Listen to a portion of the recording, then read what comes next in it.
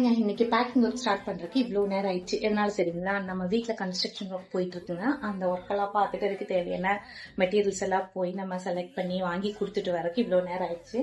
இப்போ நம்மளோட டாப்ஸில் இருக்கக்கூடிய ஹேர் ஆயில் வந்து ஸ்டாக் அவுட் ஆயிடுச்சுங்க.